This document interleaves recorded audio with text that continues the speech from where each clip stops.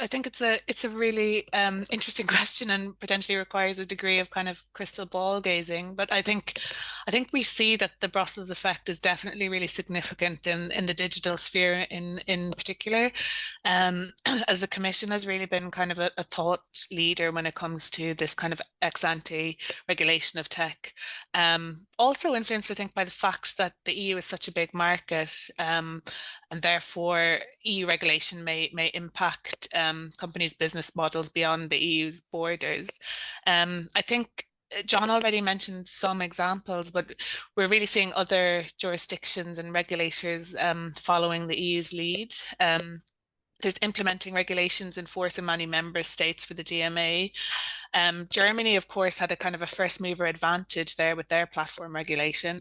And other global authorities, including, I think, John's already mentioned some, but Brazil and Australia are planning their own kind of versions of ex ante regulation. I think it's going to be interesting to see whether other regulators kind of wait and see how companies respond to the DMA and how that plays out, and whether kind of the company's approach to complying with the regulation bleeds across to other jurisdictions, or whether they feel like they have to put in place their own ex ante regulation in their own jurisdictions. And I think it would be really interesting to see that.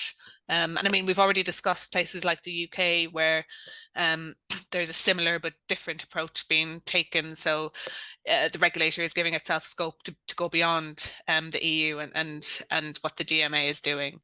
Um, so I think we've got a really interesting few years ahead of seeing how that's going to play out in practice, and the approach that the different regulators will take. And I think then, another kind of arm to that is seeing how businesses react and whether they're going to change their business models by jurisdiction, and adopt different ways of doing business. So I think that's really going to be an interesting commercial jurisdiction for the big tech companies. Like, does it make economic sense for them to adopt the same approach outside the EU, potentially in kind of neighboring countries at least?